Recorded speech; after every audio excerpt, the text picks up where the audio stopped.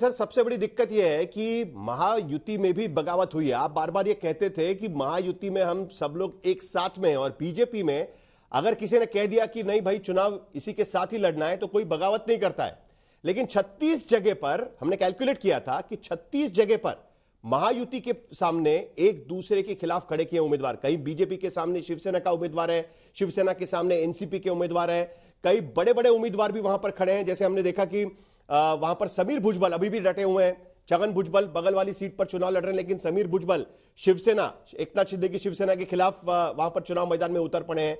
ये कैसे आप हल करेंगे? अभी भी आपकी बातचीत कुछ चल रही है, 3 बजे का समय खत्म हो चुका है। देखिए, कल से लेकर आज तक हमने इस पर बहुत काम किया। बड़े पैमाने पर लोगों ने अपने फॉर्म्स वापस लिए हैं।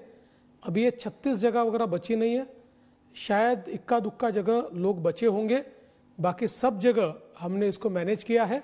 और हमारे कार्यकर्ताओं ने सभी पार्टियों के एक दूसरे के सामने भी और अपने पार्टी के सामने भी बहुत सहकार्य हमको किया है। इसलिए मैं ऐसा मानता हूं कि बगावत ये बहुत कम हो गई है। लेकिन आप कह रहे हैं कि आपने सब कुछ, कल से आप मीटिंग कर रहे हैं, कल भी मैंने देखा कि आप पीयूष गोयल आपको मिलने आए थे, बोरिवली में आपके उम्मीदवार आपके खिलाफ खड़े होते, उसकी बड़ी दिक्कत हो गई थी, आखिरकार उनको वापस लेना पड़ा। आज सुबह उन्होंने प्रेस कॉन्फ्रेंस की उसमें। लेकिन हम देख रहे हैं कि नवाब मलिक, जिनका आपने विरोध किया था, आपने कहा था कि नवाब मलिक को टिकट नहीं देना चाहिए, उसके बावजूद अजीत पवार ने आपके मना करने के बावजूद उनको टिकट दिया। आप किस तरीके से देखते हैं? क्या आपको लगता है कि बीजेपी का मैंडेट एनसीपी ने ठुकरा दिया? क्योंकि आप कहते थे कि बीजेपी सबसे बड़ी पार्टी है, बीजेपी के नेतृत्व में चुनाव लड़ा जा रहा है, लेकिन अजीत पवार ने आपकी बात नहीं मानी नवाब मलिक के यहां पर। देखिए, मुझे निश्चित रूप से ऐसा लगता है कि अजीत पवार जी ने या उनकी पार्टी ने ये सही काम नहीं किया। उन्होंने ऐसा करना नहीं चाहिए था।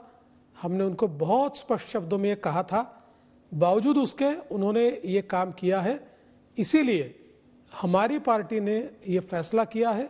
हमने वहाँ पर शिवसेना का एक कैंडिडेट भी डाल दिया है, और हमारी पार्टी ने फैसला किया है कि हम वहाँ पर शिवसेना का काम करेंगे, हम वहाँ पर एनसीपी का काम नहीं करेंगे।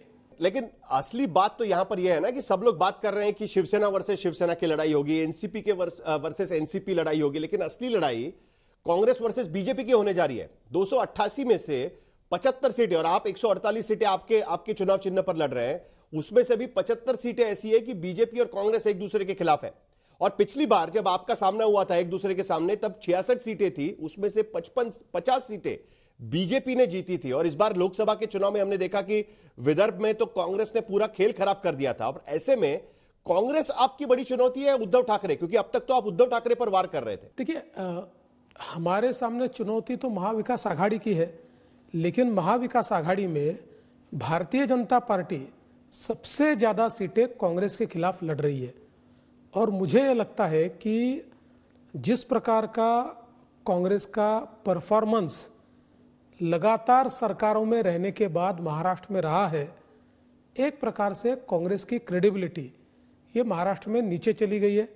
ये बात सही है कि लोकसभा में फेक नैरेटिव के भरोसे कांग्रेस ने अपने आप को रिवाइव करने की कोशिश की है या अपना रिवाइवल घोषित किया है, लेकिन मैं ऐसा कहता हूँ वो केवल सूजन है, वो रुकने वाली नहीं है। फिर एक बार ये फेक नैरेटिव को हमने ब्रेक कर दिया है और जनता हमारे साथ आई है। कांग्रेस को वापस भारतीय जनता पार्टी और महायुति परास्त कर देगी। मुख्य मुद्दा यह है कि भाई चीफ मिनिस्टर कौन बनेगा। 2019 में सारी लड़ाई तो उसी को लेकर हुई थी, इसीलिए तो शिवसेना और बीजेपी में तकरार हुई। उद्धव ठाकरे कहीं और चले गए, आप कहीं और चले गए, फिर जो भी 2022 में हुआ। अभी देख रहे हैं हम लोग कि एकनाथ शिंदे अपने आप को प्रमोट कर रहे हैं और दूसरी तरफ आपके दोस्त राज ठाकरे भविष्यवाणी कर रहे हैं कि उनके समर्थन से मुख्यमंत्री होगा और वो बीजेपी का मुख्यमंत्री होगा। कैसे देख रहे हैं आप इस बात को? क्योंकि अभी तक किसी ने कहा नहीं है कि चुनाव के बाद क्या होगा। आप कैसे देखते हैं चुनाव के बाद कौन बनेगा मुख्यमंत्री? देखिए, पहली बात तो यह है कि राज ठाकरे व्यक्तिगत रूप से हमारे मित्र है। अगर राजनीतिक बात करें तो लोकसभा में हमारे साथ रहे हैं, लेकिन विधानसभा में हमारे भी 70 उम्मीदवारों के खिलाफ उन्होंने अपने उम्मीदवार उतारे हैं। उनकी अपनी पार्टी है, उनका अपना वजूद है, वो प्रयास कर रहे हैं।